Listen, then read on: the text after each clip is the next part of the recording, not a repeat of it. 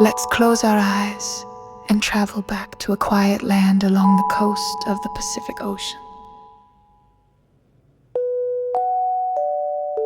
It is the late 1700s. The sun sets slowly over the hills of what we now call California. But back then, this land looked different. Wide, wild, and full of untouched beauty.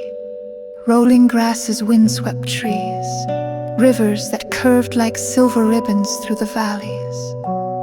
And all across the land lived native peoples, each group with their own language, stories, and sacred rhythms. Into this world came something new: the missions.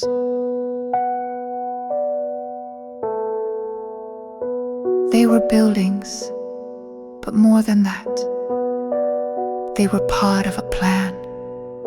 Spain, a powerful empire at the time, had already claimed large parts of the Americas. They wanted to control this distant corner of the world, too. And to do that, they sent missionaries, priests, and soldiers.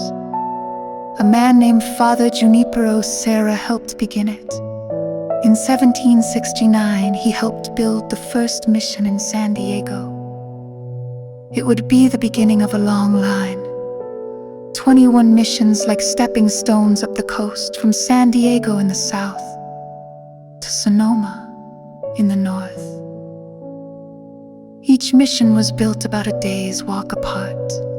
They were made of adobe, clay, straw, and water, pressed into bricks and sun-dried. Their white walls curved gently, and bells hung in their towers, calling people to prayer. But why were they built? Spain had three main goals: to spread the Catholic religion to the native peoples, to teach Spanish language and customs, and to claim the land for the Spanish crown. The priests believed they were helping, but it's also true that many native people did not choose this life.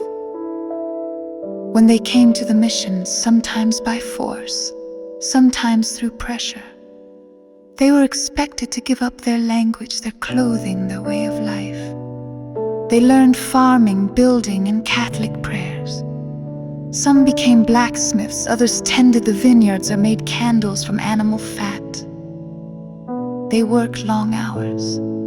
They were not free to leave. It was a quiet, controlled life, with both peace and pain.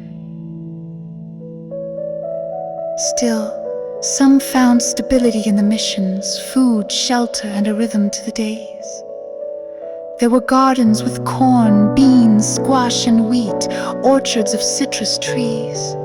Missions even raised cattle and made their own leather, tools, and wine. Each mission had a church, a kitchen, bedrooms, storage rooms, and a courtyard. There were fountains and clay tiles on the roof. Everything had to be made by hand.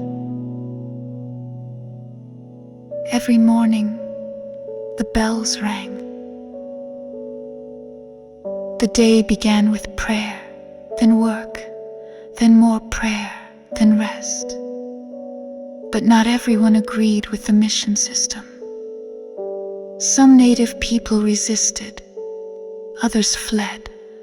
Disease also spread: smallpox, measles, and other illnesses brought by the Europeans. The native population dropped sharply. The missions, meant to bring order, often brought sorrow too. By the early 1800s, things began to change. Mexico won an independence from Spain in 1821. The missions were now under Mexican rule. Soon they were closed down, their lands taken and sold.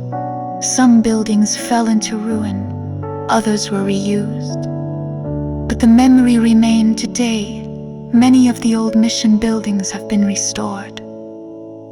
You can visit them, walk their quiet halls, see the ancient bell towers, and feel the echoes of history. They are peaceful places, but also complex. They remind us of beauty, the gardens, the architecture, the art, and of hardship, the loss, the silence, the changes forced on Native people. In California today, the missions are part of school lessons in state history. Some people honor them as sacred spaces. Others visit to learn, to remember, and to reflect. They are still here, not just in bricks and stones, but in the way they shape the state, its roads, its cities, its culture. Mission San Juan Capistrano, Mission San Luis Obispo, Mission San Francisco de Asís. Each one with a name, a story, and a shadow. So as you drift off tonight, imagine that coastline. The hills glowing orange at sunset, the mission bells ringing softly through the air.